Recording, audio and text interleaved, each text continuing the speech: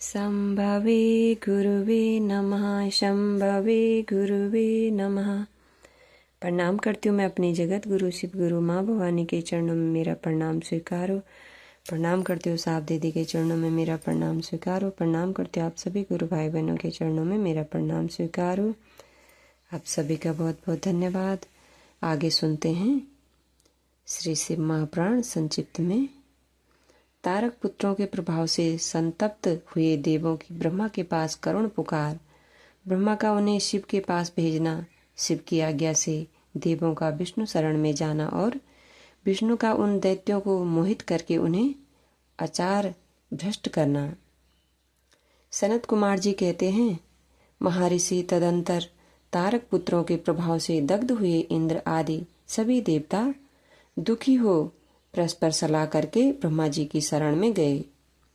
वहां संपूर्ण देवताओं ने दीन होकर प्रेम पूर्वक पितामह को प्रणाम किया और अवसर देकर उनसे अपना दुखड़ा सुनाते हुए कहा।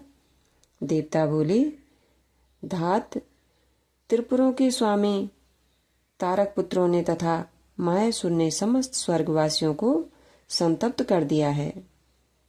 ब्राह्मण, इसीलिए हम लोग दुखी होकर आपकी शरण में आए हैं। आप उनके वध का कोई उपाय कीजिए जिससे हम लोग सुख से रह सकें। ब्रह्मा जी कहते हैं, देवगणों, तुम्हें उन दानवों से विशेष भय नहीं करना चाहिए। मैं उनके वध का उपाय बतलाता हूँ। भगवान शिव तुम्हारा कल्याण करेंगे। मैंने ही इन दैत्यों को बढ़ाया है, अतः मेरे हाथों इनका वध होना उचित नहीं। साथ ही त्रिपुर में इनका पुण्य भी वृद्धिगत होता रहेगा। अतः इंद्र सहित सभी देवता शिव जी से प्रार्थना करें। वे सर्वाधीश यदि प्रसन्न हो जाएंगे तो वे ही तुम लोगों का कार्य पूर्ण करेंगे। सनत कुमार जी कहते हैं, व्यास जी, ब्रह्मा जी की यह वाणी सुनकर इंद्र सहित सभी देवता दुखी हो उस स्थान पर गए जहाँ वृषभ ध्वज शिव आसीन थे। तब उन सब ने अंजलि बांधकर देवेश्वर शिव को भक्ति पूर्वक प्रणाम किया और कंधा झुकाकर लोकों के कल्याणकर्ता शंकर का स्तुवन किया। मुनि, इस प्रकार नाना प्रकार के दिव्य स्त्रोतों द्वारा त्रिशूलधारी परमेश्वर की स्तुति करके स्वार्थ साधन में निपुण इंद्र आदि देवताओं ने दीन भाव से कंधा झुकाए हुए हाथ जोड़कर प्रस्तुत स्वार्थ को निवेदन करना आरंभ किया। देवताओं ने कहा, महादेव, तारक के पुत्र तीनों भाइयों ने मिलकर इंद्र सहित समस्त देवताओं को परास्त कर दिया है। भगवान, उन्होंने त्रिलोकी को तथा मुनीश्वरों को अपने अधीन कर लिया है और संपूर्ण सिद्ध स्थानों को नष्ट भ्रष्ट करके सारे जगत को उत्पीड़ित कर रखा है। वे दारुण दैत्य समस्त यज्ञ भोगों को स्वयं ग्रहण करते हैं। उन्होंने ऋषि धर्म का निवारण करके अधर्म का विस्तार कर रखा है। शंकर, निश्चय ही वे तारक पुत्र समस्त प्राणियों के लिए अवधि अनुसार सभी कार्य करते रहते हैं। प्रभु, ये त्रिपुर निवासी दारुण दैत्य जब तक जगत का विनाश न कर डाले उसके पहले ही आप किसी ऐसी नीति का विधान करें जिससे इसकी रक्षा हो सके।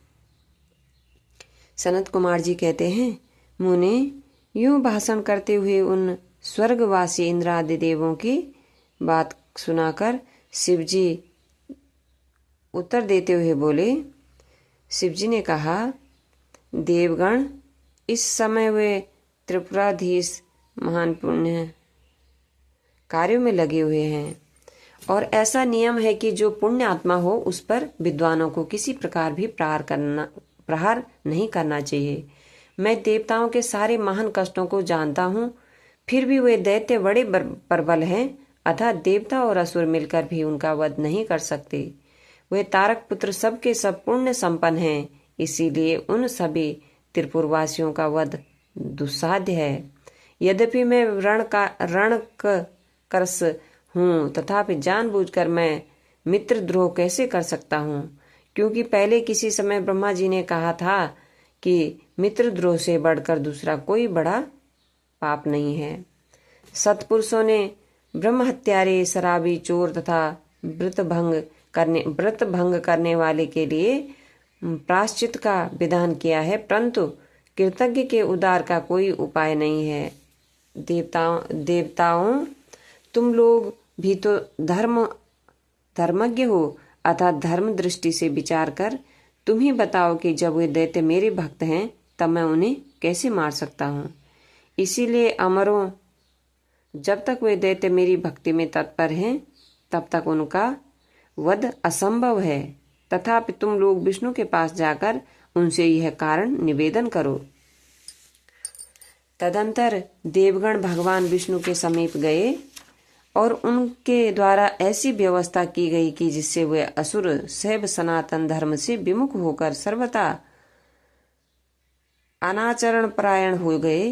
वैदिक धर्म का नाश होने से वहां स्त्रियों ने पातिव्रत धर्म छोड़ दिया। पुरुष इंद्रियों के वश हो गए। यूं स्त्री पुरुष सभी दुराचारी हो गए।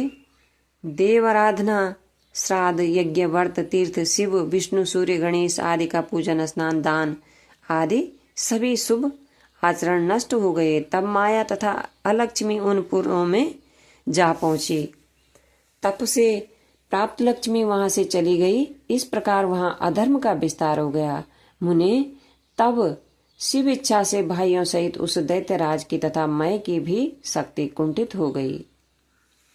अपने गुरु सहित साहब दीदी के चरणों में प्रणाम। आप सभी गुरु भाई बहनों के चरणों में प्रणाम। बहुत बहुत धन्यवाद आप सभी का। आज के लिए इतना ही, अब कल सुनेंगे आगे।